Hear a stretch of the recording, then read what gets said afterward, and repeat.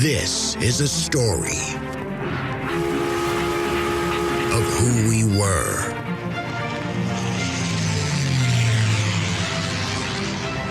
how we got here. Houston, the Eagle has landed. Roger, Tranquility. And where we are going.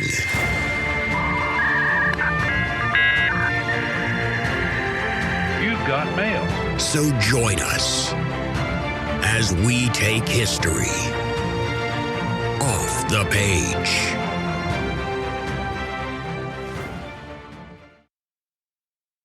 The National Socialist theory shall someday be the mistress of the German nation. It must determine and reorder the life of a nation, and therefore must imperiously demand for itself the right to overlook boundaries. The more complete the triumph of its ideals shall be, the greater can then be the freedom of the individual. Adolf Hitler, Mein Kampf, 1925. Hey everybody, and welcome back to another episode of History Off the Page. I'm your host, Dr. Jason Hansen, and in today's episode, we'll be discussing the last part of the Nazi Revolution, the conquest of civil society. And what I mean by this is the process by which the Nazis not only established a political dictatorship. Previously, we saw how they took over the institutions of the state, how they eliminated their political rivals. But today, we're going to discuss how they went even further, taking over all aspects of civil society. In other words, the Nazi dictatorship was so powerful that it infused every aspect of life in Germany with Nazi ideology, so that every social or civic institution, the Boy Scouts, your favorite soccer team, your local church choir, the winter charity drive, the trade union, the local business association, your favorite newspaper, all of these things were subsumed and infected by Nazi politics. They all became expressions of Nazi ideology that celebrated things like dictatorship, war, Nazi ideas of eugenics. It was not just the party or the state that told Germans, Hitler is the Führer, you have to listen to what he has to say. But it very quickly became every social or cultural institution in German society. This domination was so complete that Germans learned, as the quote from Mein Kampf reflects, that the psychological surrender to Nazism was the surest path to personal freedom. Think about that for a moment.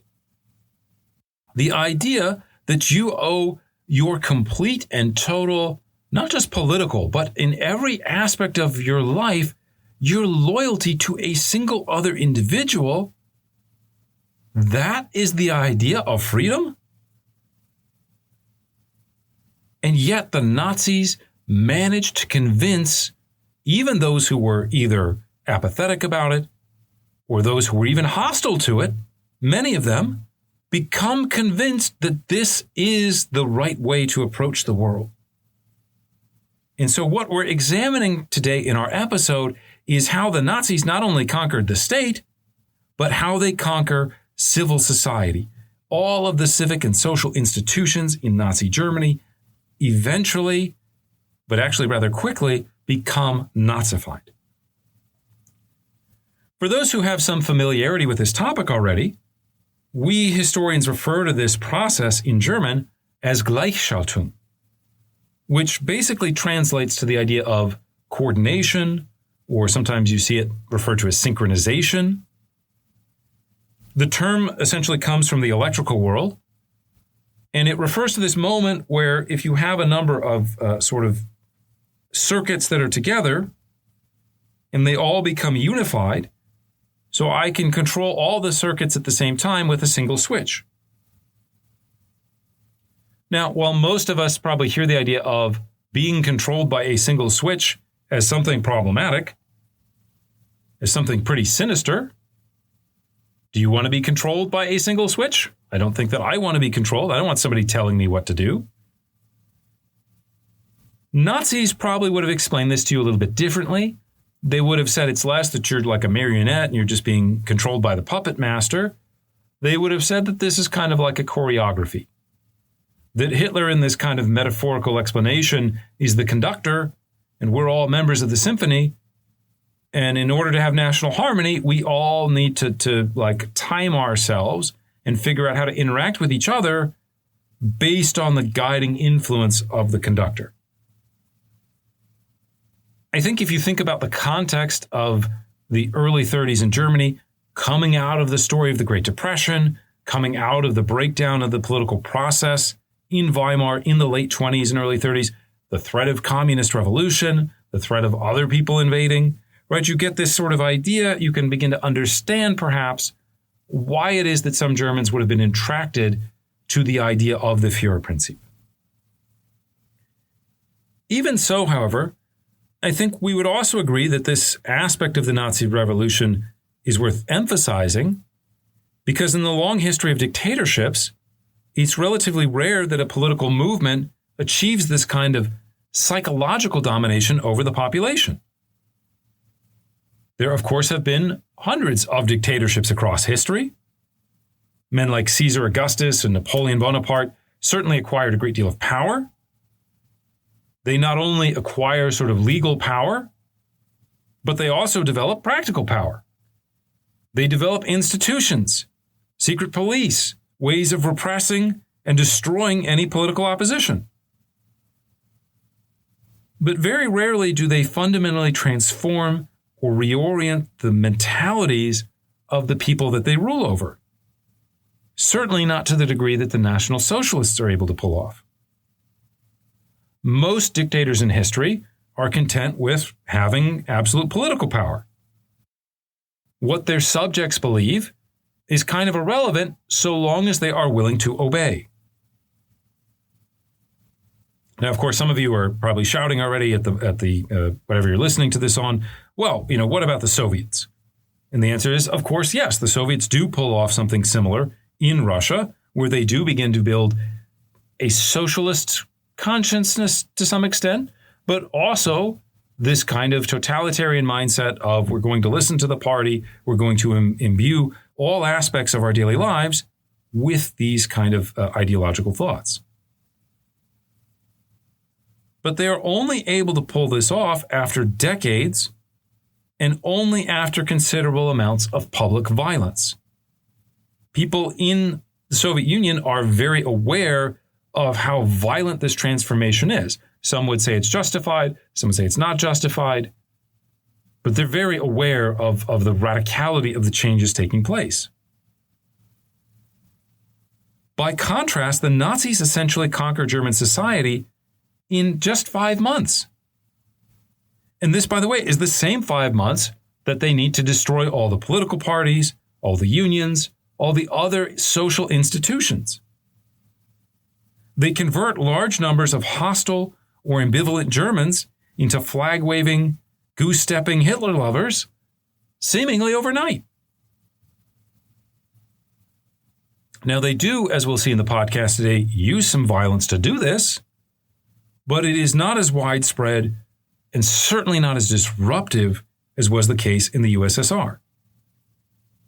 So in our episode today, we're going to look at how the Nazis pulled this off, how Nazism colonized all aspects of German society, racializing it, making it fascist, and transforming all the elements of public and private life into elements that would reinforce, again, fascism and Nazi ideology.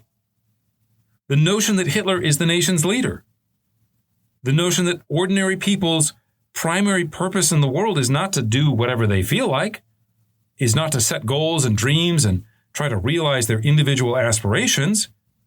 No, your primary purpose in sort of fascist theory is obedience. These are values that are quickly imprinted onto German society. They flow within the nation's cultural lifeblood in the lessons that you learn at school, in the sermons you hear at church, in the books and in the newspaper you read, in the jokes that you tell at the pub after work.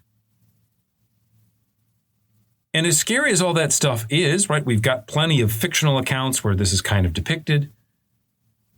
But what's really scary about it is the Nazis do this and complete the process in just 5 months. How on earth do they do this? How do they convince so many people raised in the land of poets and thinkers to abandon not only 3 centuries of classical liberal values in many ways, but also conservative values? These are some of the questions that we're going to start to answer over the course of the next 2 hours. Now, to make things a little bit more digestible, I've split this lecture into 2 parts. The first half of it, will discuss the Nazi program of coordination from the Nazis' perspective. We're going to highlight the actions that they took to gain control over all civic and social institutions. And hopefully it will start to answer for you some of the how, in terms of the questions that we just asked. How do they do these things?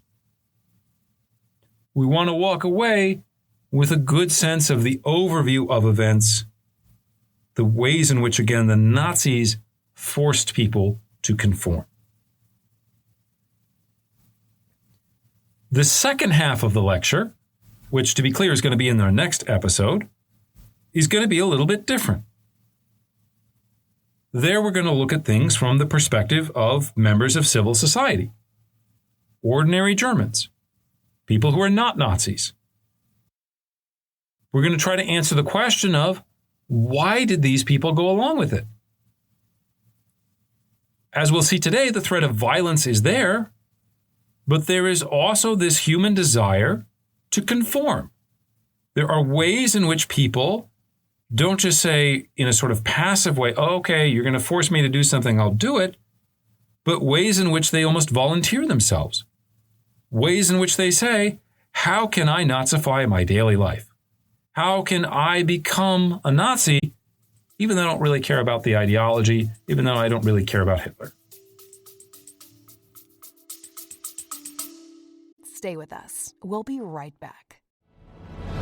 Hear honest conversations about anti-Semitism, new generations reshaping their connection to Jewish identity, and first-hand stories of how our community is supporting Israel.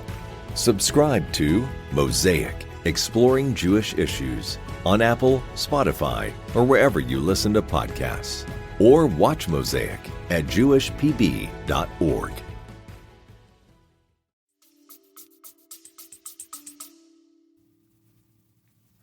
So I hope this division makes sense to you, and I certainly recommend listening to both episodes in their entirety.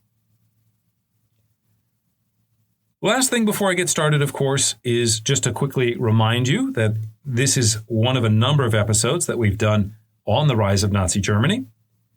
If you're listening for the first time, you can find a complete list of them on our website, www.historyoffthepage.com, as well as other episodes that we've done on the history of modern Europe. Also, we have some stuff on Israel-Palestine as well.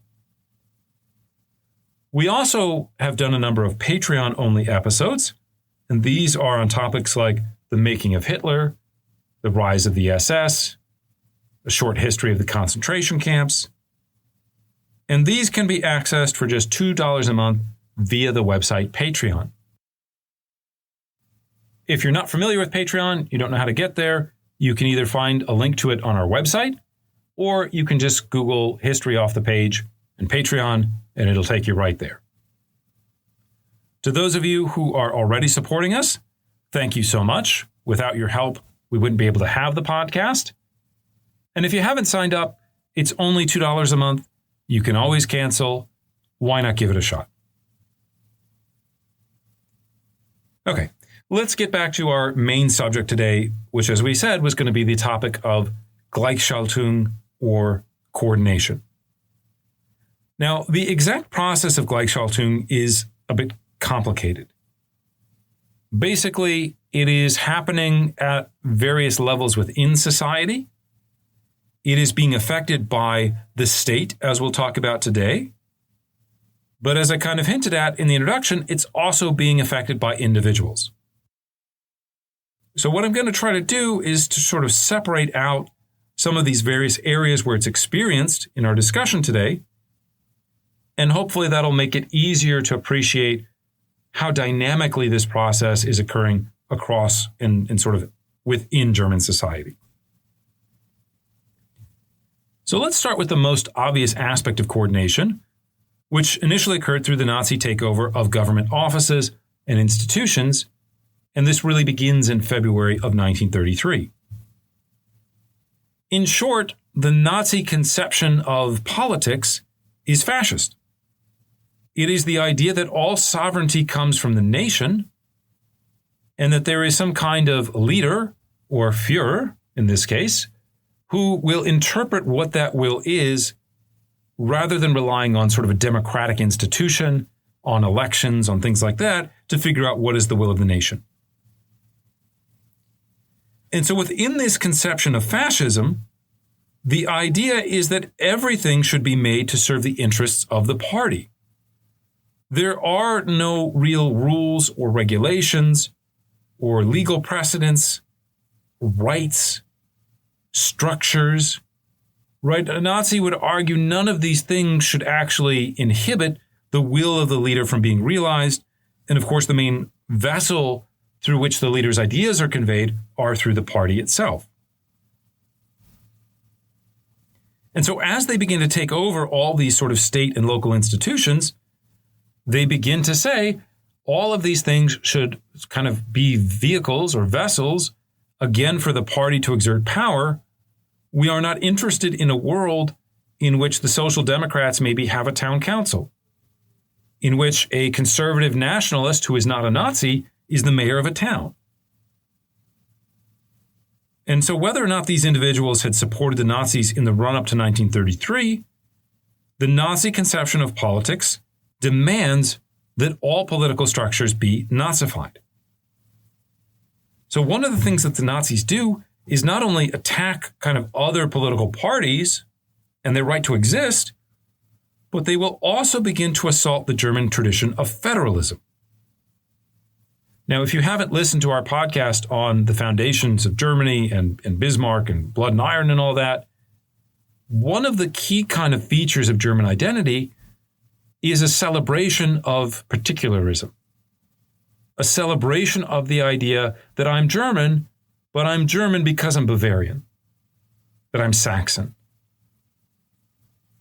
In other words, the way that a lot of Germans understand their Germanity or their Germanness is through the protection of local identities and the idea that even as we're building this sort of federal thing, Germany, some power will be reserved for the states, and we're going to keep some of that particularism or some of that identity even as we become part of the nation.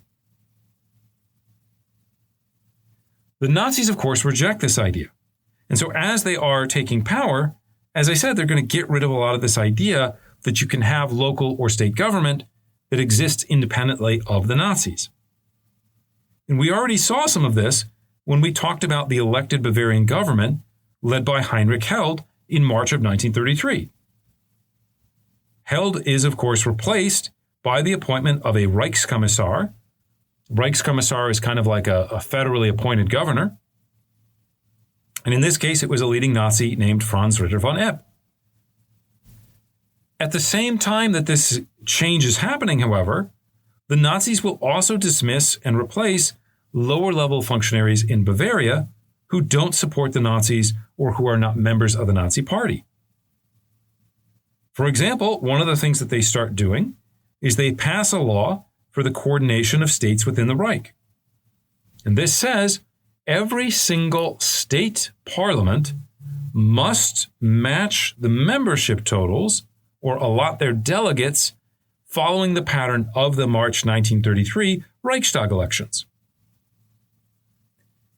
Now, stop and think for a moment about how people in your country would feel if the federal government said, we are going to use the last national election and we are going to make all of the state parliaments conform to those relationships. In this case, by the way, the March 1933 election is not a free and fair election. It is one in which the Nazis have a heavy hand on not necessarily the electoral counting process, but on the issue of campaigning. Of course, the communists are not allowed to really run a campaign. They exist only to kind of take votes away from the Social Democrats.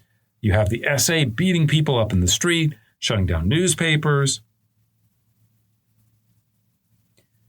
And so in such a situation, the idea that we're just going to now apply that sort of flawed result on every other political institution in Germany, this is deeply problematic. Or at least it should be, because in Germany in 1933, there is little resistance to it. Now, this law gave the Nazi Party control over all of Germany's state parliaments. The only exception here is kind of Prussia, but the Nazis already had control of Prussia, so they don't really care. A week after this bill is passed, the Nazis introduce a second coordinating bill. And this one will replace the executive leaders of all state governments with Reich-appointed governors. Now, as they kind of dress this up, they say technically the person doing this is Paul von Hindenburg. It's the president. The chancellor is just kind of like making recommendations. So, of course, the president could go in a different direction if he wanted to. But let's face it, Hindenburg was in his 80s. Hindenburg was, kind of checked out already by this point a little bit. And so basically these are Hitler's choices. And so, of course, who is Hitler going to choose? He's not interested in what is the will of the people, what is the democratic or demographic reflection of the area. He's going to choose leaders of the local Nazi parties. This situation is, as bad as it was, temporary, because as soon as the Nazis have kind of firmly established this dictatorship, by January 30th, 1934, a year into their rule, the Nazis decide, look, we don't even need state governments anymore. We don't even need local parliaments. What's a parliament going to do? What's the purpose of an election? We have fascism here. And so they will actually dissolve all state governments along with their legislatures. Instead, they will appoint the omnipotent Reich governor position and make that person in charge of all of the kind of bureaucratic organization of that state. In certain cases, a lot of the government's bureaucratic functions are going to be taken over by Reich ministries or federal ministries. But these are larger Nazi Party institutions that will just come in and coordinate everything from above. Now, at the local level, this process proceeded more slowly from a legal standpoint. In practice, however, the Nazis simply bully their way into control of local mayoral offices or county councils so that they have complete power, not just at the national level, not just at the state level, but in individual towns and cities and counties. They are also going to seize all of the political power. In the central German town of Northeim, for example, local elections in March of 1933 leave the Nazis with 15 of the town's 25 council seats. So the Nazis walk away with a clear majority. They have an almost complete monopoly on political power. They should be happy. Things should be good. And yet they decide that's not enough. Their chief local rivals in Northeim were the SPD, who walks away with 5 of the remaining 10 non-Nazi seats. This number is significant because it gives the SPD the right to have a member on all of the different committees that are responsible for essentially running the town. The Nazis found this concept annoying.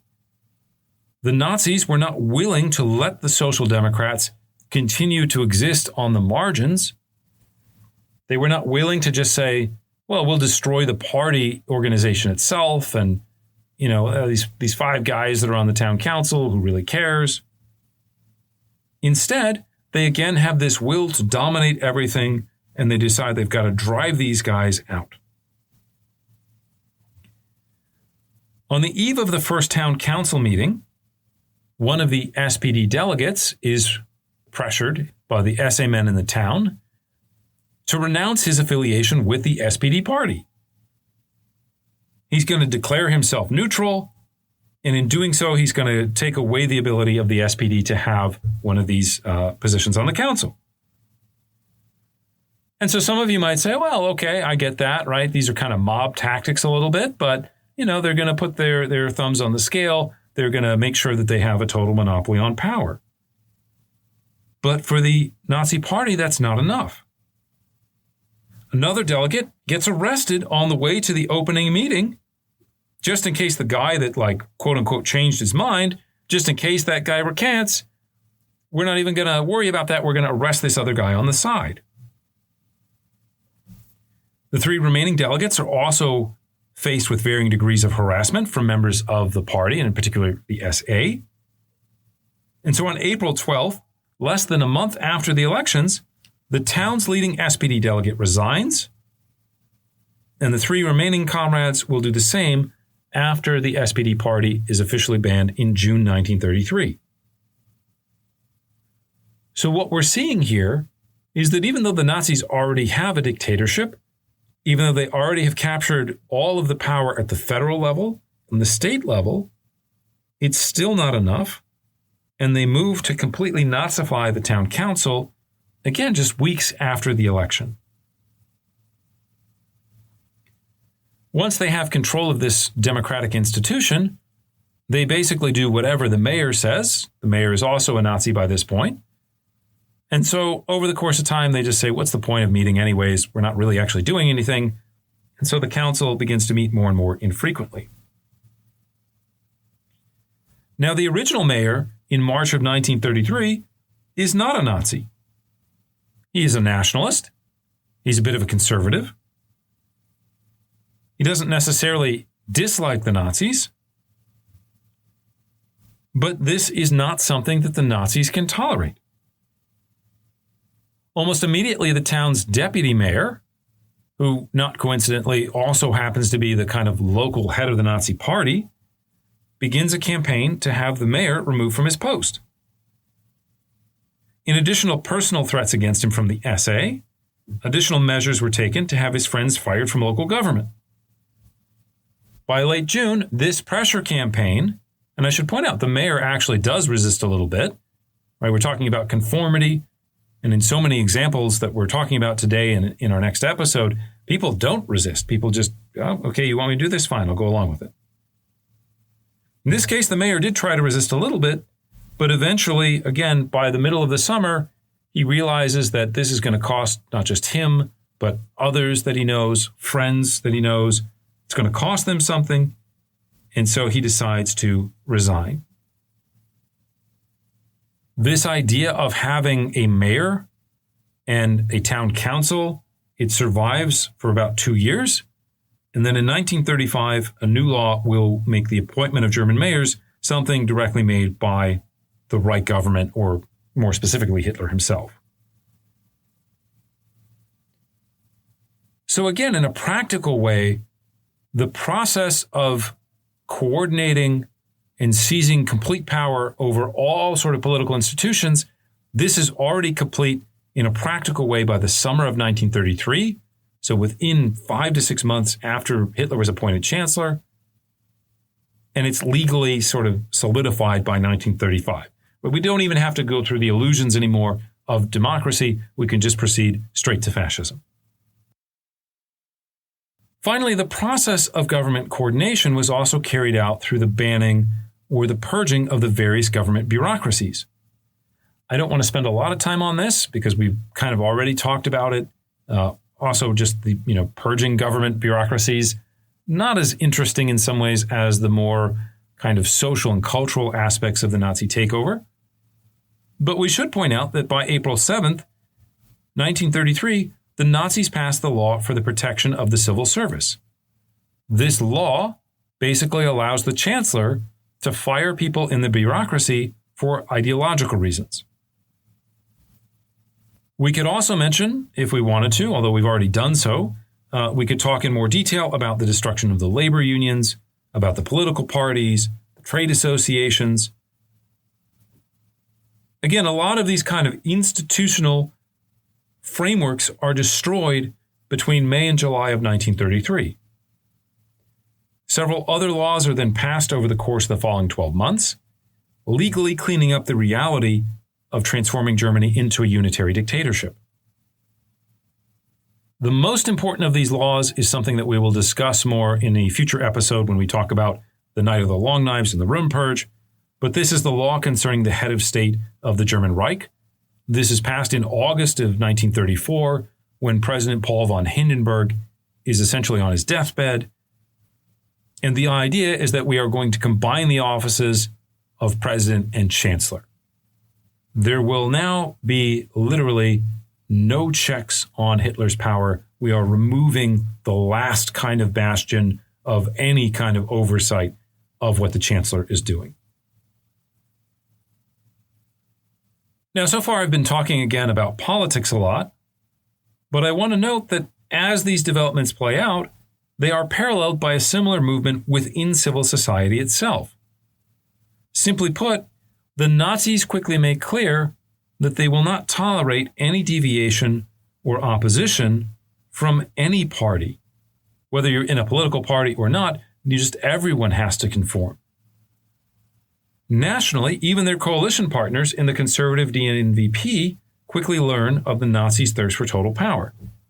And as we talked about, it, like every other political party in Germany, no longer exists after the first summer of Nazi rule. At the local level, the Nazis also applied this claim to total domination, including non-political institutions.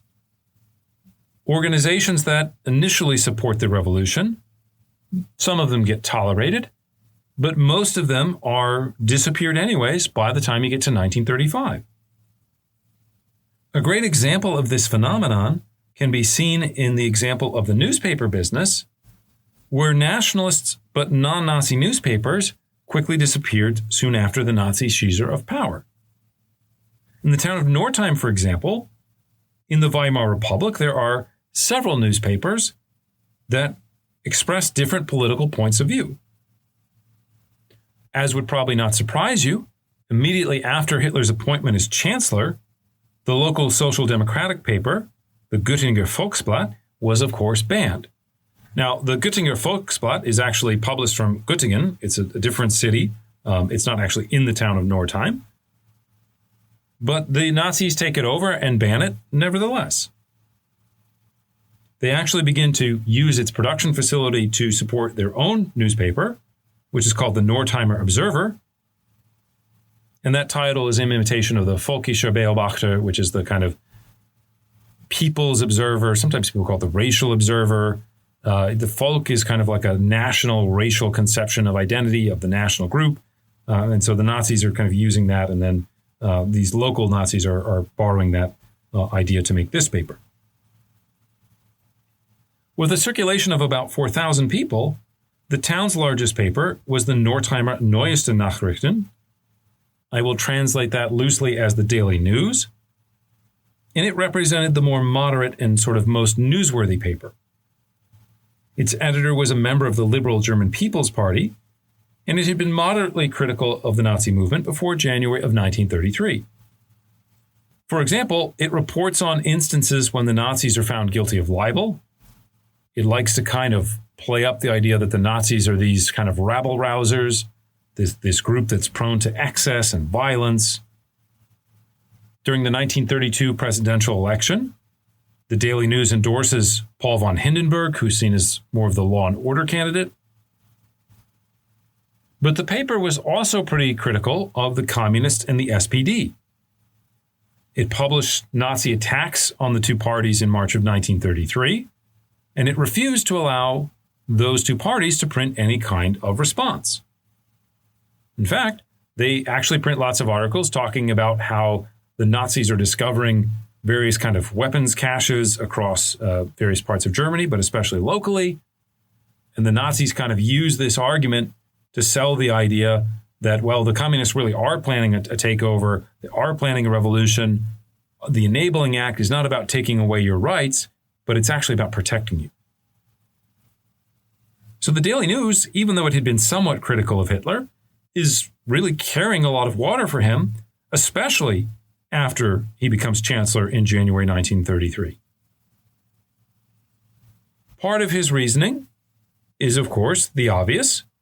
If I placate the new Nazi regime, then the paper will be allowed to survive, I will be able to maintain some degree of autonomy, and things will go back to normal. Yet, as is the case in so many of these types of situations, the idea that one could preserve one's independence by giving in partially to the totalitarian party, this idea proves to be badly mistaken. I'll talk about this in more detail in the following episode because we're going to talk more about the perspective of individuals as they are conforming to the Nazi party. But there is this sense that a lot of people have as they encounter dictatorship that they can do a deal, that they can make an arrangement where I give up my political rights and I agree to kind of obey and conform. And in exchange for that, you agree to leave me alone. You agree to let me have some autonomy over my immediate area, over the very local organizations I'm in, the values I have, things like that. Like, you will allow me to have some modicum of freedom. It's just circumscribed by this idea of like national politics.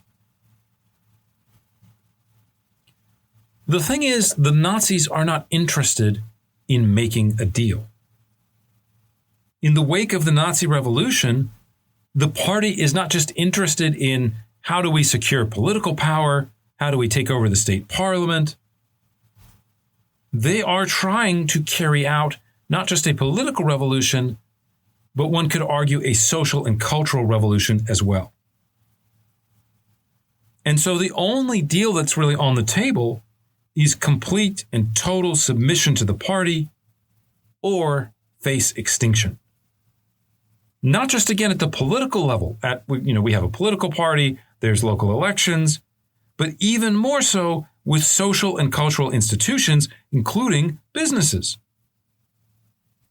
Already in March of 1933, a reporter for the paper was told that the only way to avoid the socialist's fate of dissolution is if the people at the newspaper join the Nazi party. This reporter, I guess you could say he's clever, he's a survivalist, he's crass and greedy or whatever, but the reporter says, oh, okay, that's what I got to do. Fine, I'll sign on the dotted line. I want to join the Nazi party. To further ingratiate themselves to the party, the newspaper also begins to adopt Nazi ideals about community and race. The paper wanted to signal to the Nazis, you don't have to worry about us. We're reliable. We're not going to challenge you. In fact, here's something we can do. We are not going to accept ads from Jewish businesses anymore. We agree with Hitler and Mein Kampf and the idea of driving Jews out of civil society. Another kind of smaller thing they do, or that they learn pretty quickly, is if you're reporting on something, let's say there's a meeting, right? Town council meeting. The mayor is speaking before the mayor becomes a Nazi. You never list the mayor's name first in the article. Instead, even though it sounds weird to say, like, you would list the deputy mayor first, and then maybe some of the town councilors, and then you would say that the mayor who's not a Nazi, what the paper was trying to do is to reflect the prestige of the Nazi party. It doesn't matter what the democratic institution, what the structure said in terms of who was supposed to be more prestigious or not. You are always supposed to list the member of the party first, because after January 30th, 1933, the party is what matters. It is synonymous to the nation. So what we can see here is a little bit of kind of enforcement, a little bit of pressure placed on the newspaper. And the newspaper responds by conforming, by saying, okay, we will take some steps to show you that we're going to be obedient and loyal. We're going to reflect some of your ideology. And in exchange for that, we're going to get left alone, right? Unfortunately for the Daily News, the answer was not quite. Starting in April 1933, as I mentioned, the Nazis had their own newspaper. The local Nazi party did.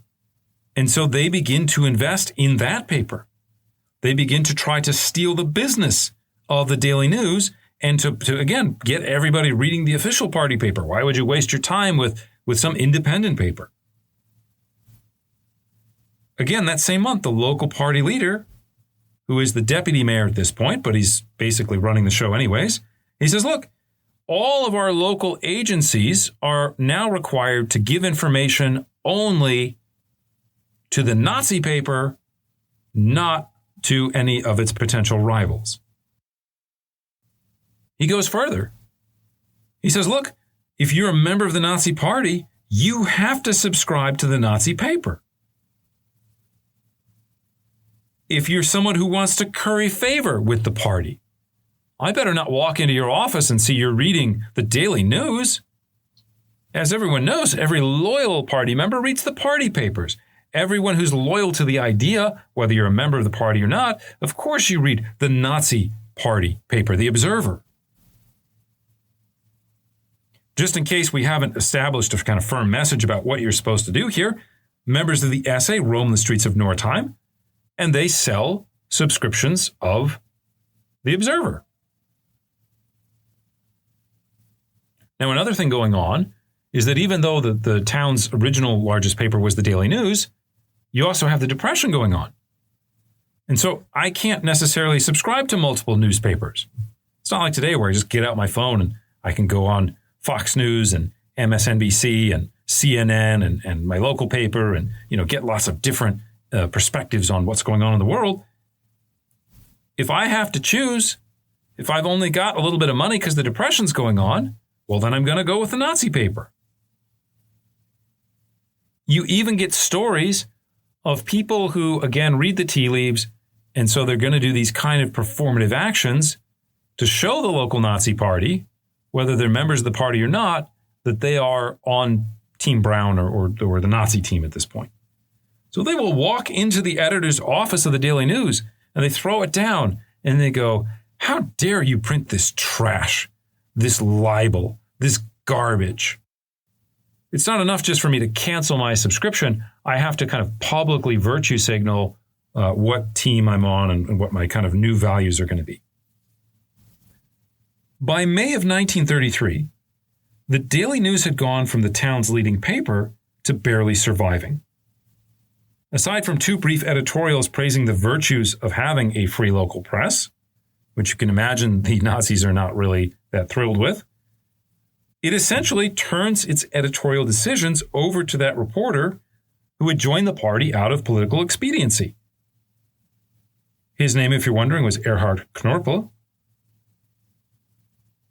So now that Erhard is in charge of things, and he's sort of a loyal Nazi party member, does that fix everything? Does conforming, does giving in on so many different levels, does that win the paper favor and survivability?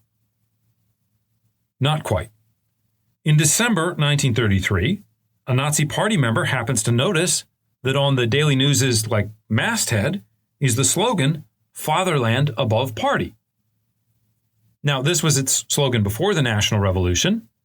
This slogan in that context in Weimar makes a lot of sense, right? We're nationalists, but like a really good nationalist, I don't care about the political party in charge. I care about my nation more.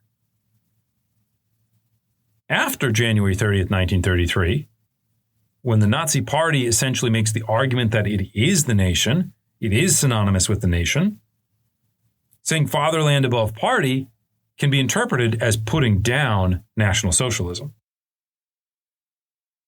And so basically, the local Nazis get the paper banned, or at least suspended from publication until they can change that and officially apologize. And they weren't trying to do that. And, again, they're kneeling and genuflecting and trying to signal to Hitler, hey, we're not challenging you. Now, in the end, the story of the Daily News is somewhat exceptional. It manages to survive the Third Reich. It gets to keep on publishing. But it got to this point only by sort of completely bending the knee to Hitler and his henchmen. There are no more editorials about the virtues of having a free press.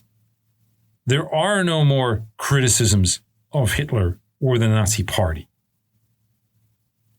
I've talked in great detail about what's going on in this town, Northeim, because it's such a sort of direct example a very clear example of what's happening.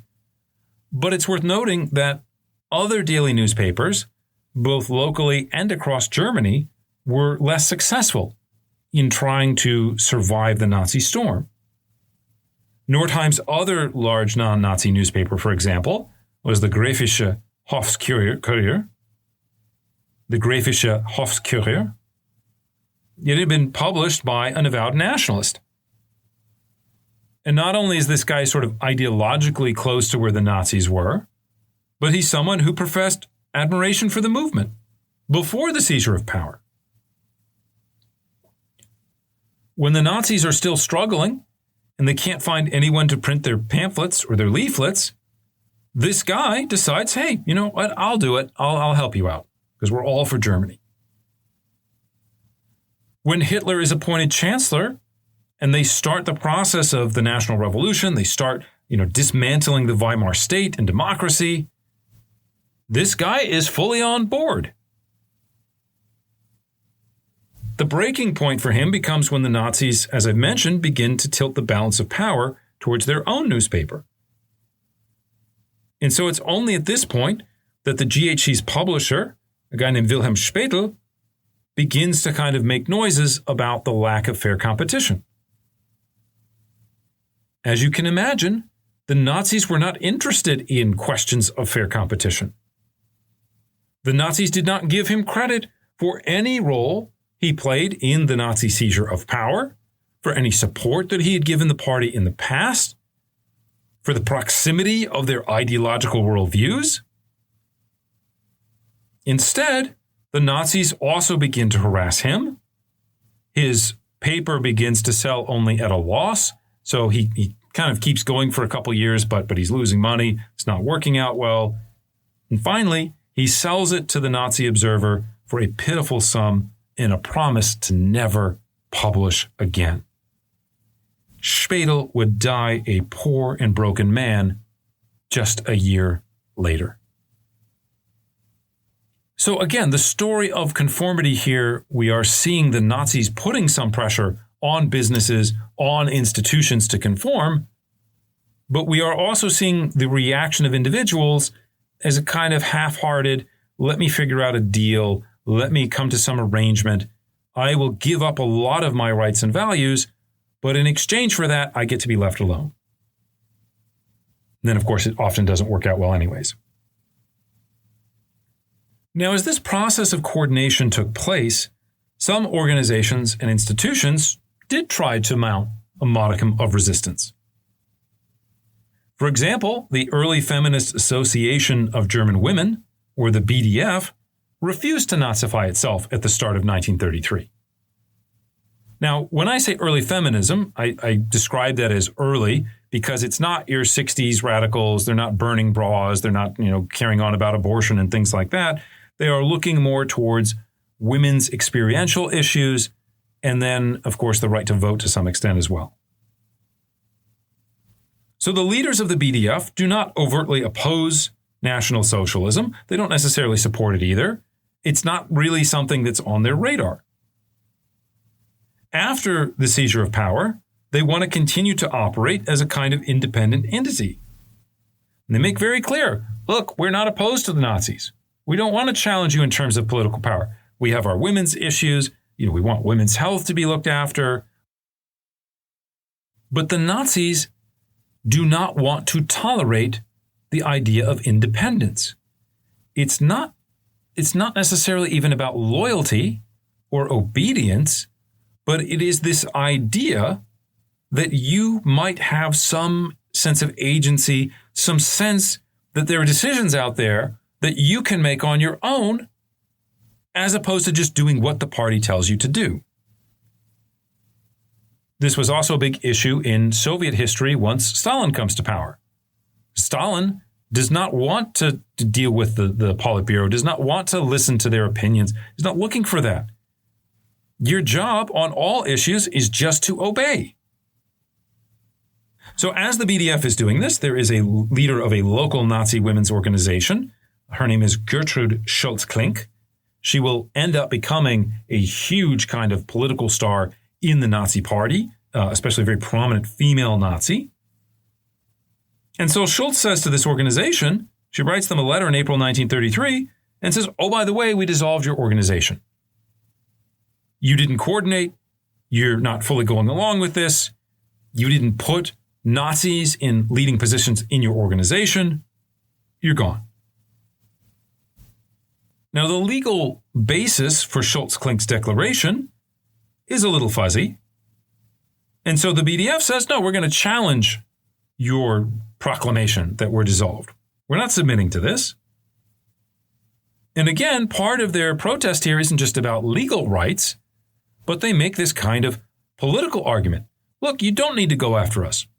We're not challenging Hitler. We're not challenging the revolution. Just leave us alone.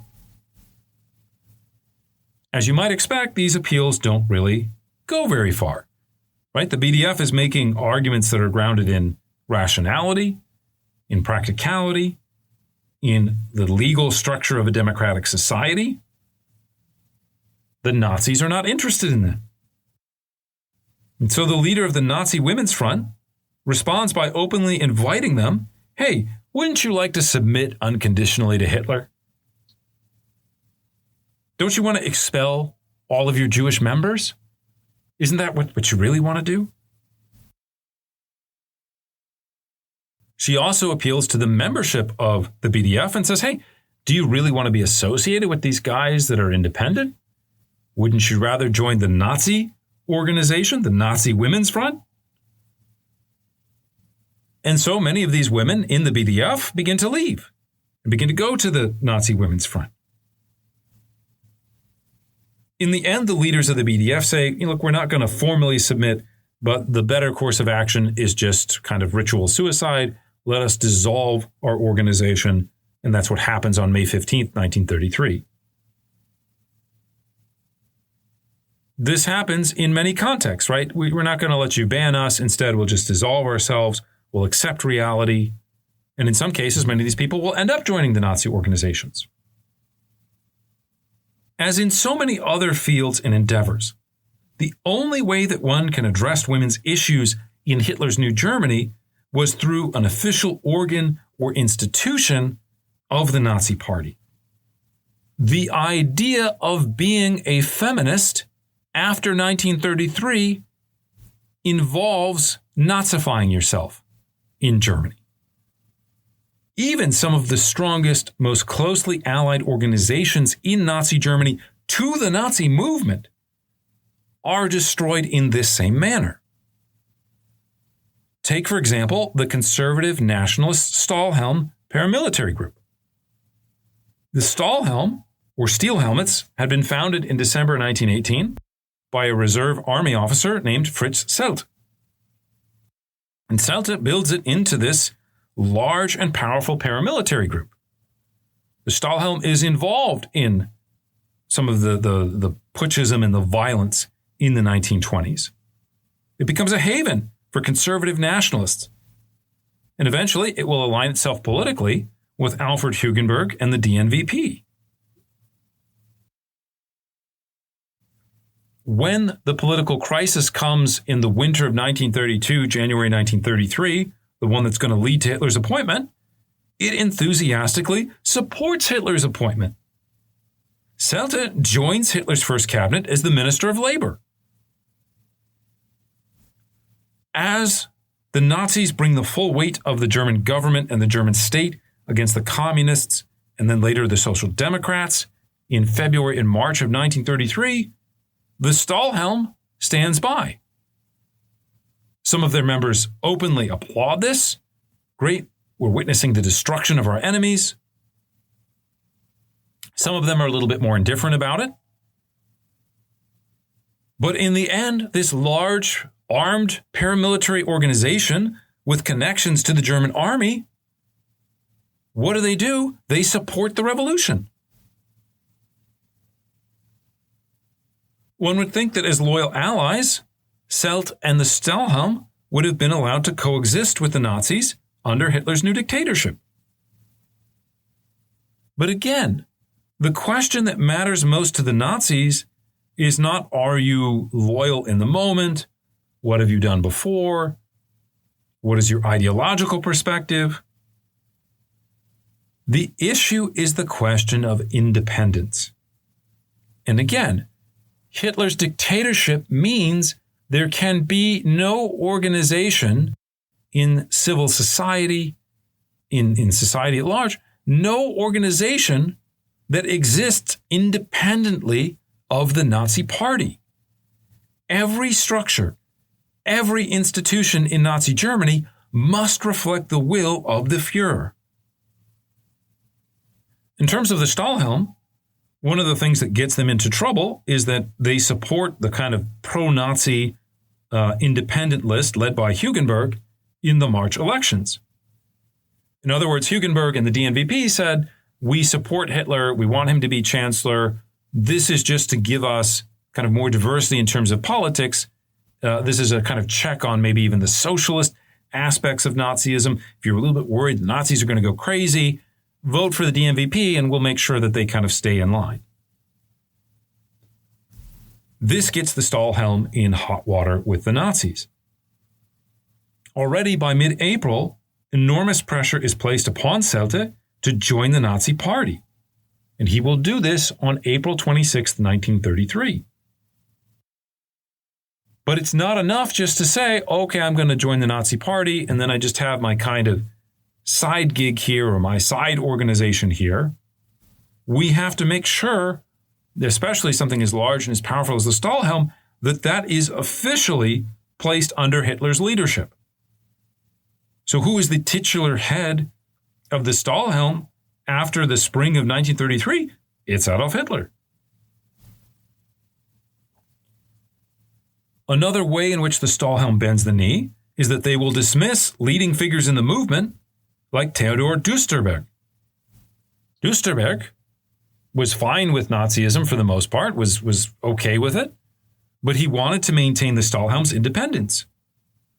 The Nazis do not tolerate the idea of independence at any level. At the end of May, the Stahlhelm was forcibly absorbed into the SA, and their subsection was renamed the National Socialist German Front Fighters League in 1935. Now, Seldte, his reward for playing along, for conforming, his reward is that he would get to serve in several regional Nazi positions related to labor issues. But he never really gets to hold any real power. He is not really, even though he joins the party, everybody knows he's not really a Nazi. And so as the Third Reich evolves, people just kind of ignore him. Nazi officials are not worried that Fritz Seldte one day is going to write a mean letter to somebody and that's going to wind you up in a concentration camp or demoted or something like that. Now, the postscript real quickly with Seldte is that he basically becomes a sort of outsider within the regime. And so once Hitler is dead and the Nazis are trying to figure out how do we surrender to the Allies, especially to the United States and Britain, he briefly becomes a member of Dönitz's cabinet that lasts for like a week in 1945. Seldte is eventually placed on trial, or at least under examination by the International Military Tribunal at Nuremberg, but he dies in 1947 before the kind of trial takes place. And he tries to make this claim, as many others did, I wasn't really for it, I wasn't a part of it, I didn't really think that Hitler was right, but this didn't really buy him much sympathy. The stories of the BDF, the story of the Stahlhelm, these capitulations were repeated again and again throughout German society.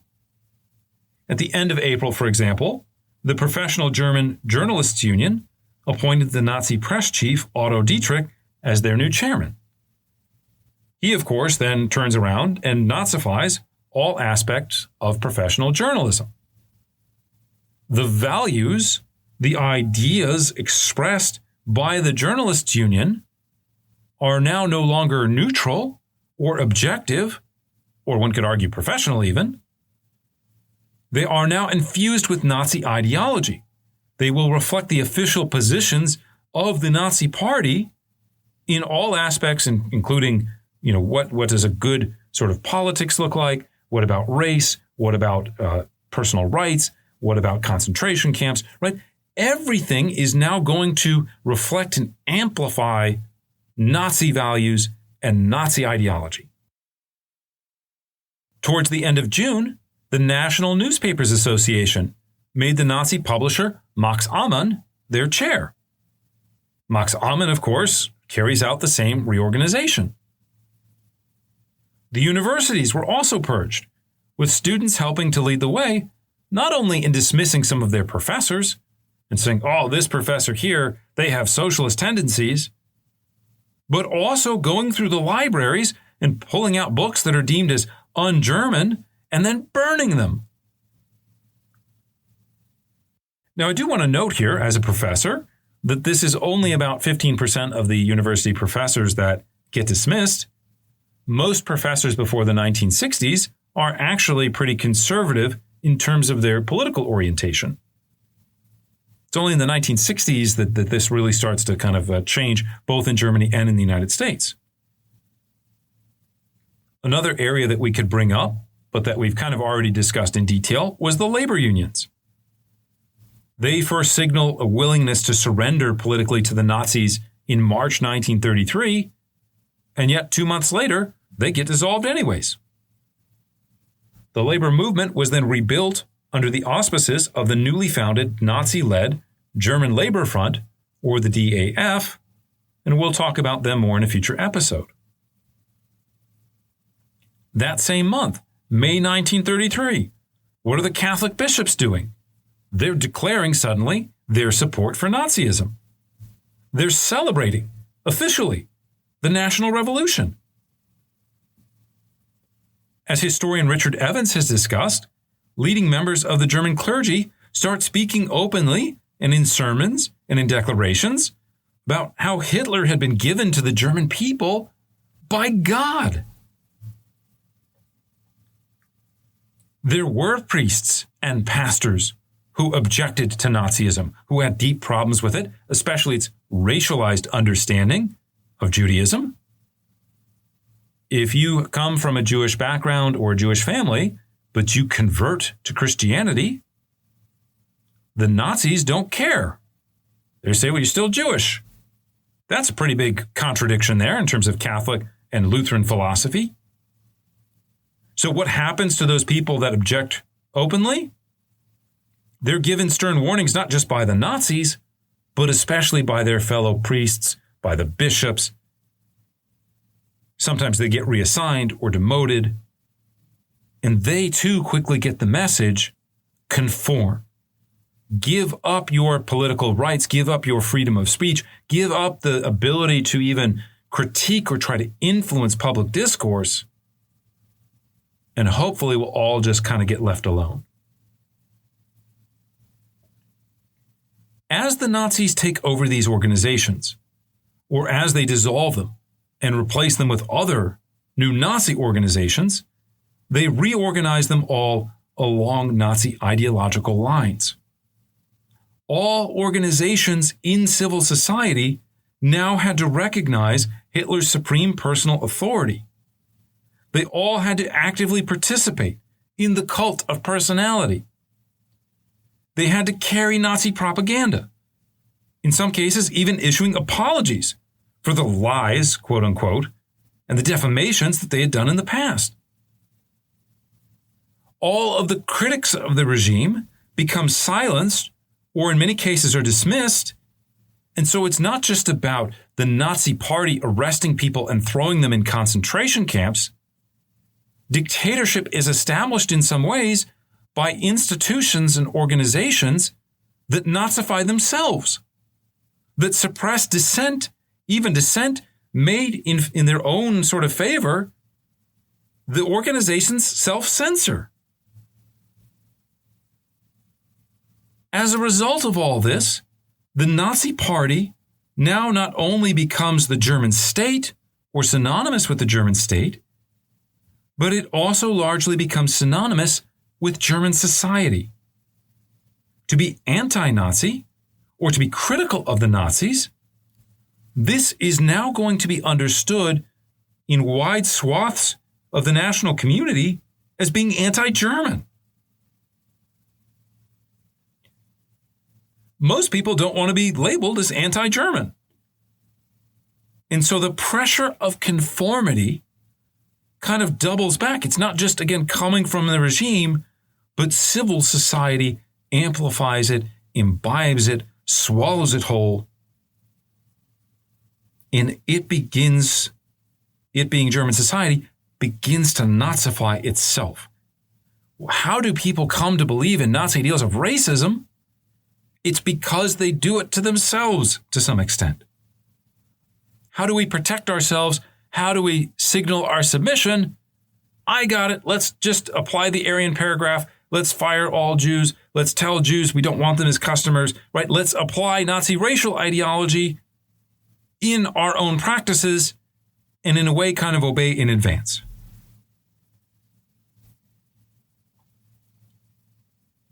As this wave of suppression crashes down upon German society in the summer and the spring of 1933, very few people actually resisted. And of course, this raises the question, why? Why didn't more people speak out? Why didn't they resist? How could they not object to their own political and in some ways their own social destruction? There were, of course, some voices here and there who did this, but far too few to have mattered. And so again, the question, why? This is an issue that we'll address in our next episode on the Nazi Revolution, and in particular on this idea of the conformity, the desire of people in civil society to accept their own submission. But we'll get into that, as I said, in the next episode. That's going to be it for now. If you've enjoyed listening to the episode or found it useful, please let your friends know about us. You can also like, share, or subscribe to the podcast. Some of you have written reviews of the show on Spotify or iTunes, and if you've done so, we are extremely grateful. Anyways, that's going to have to do it for now. We hope you join us next time as we take history off the page.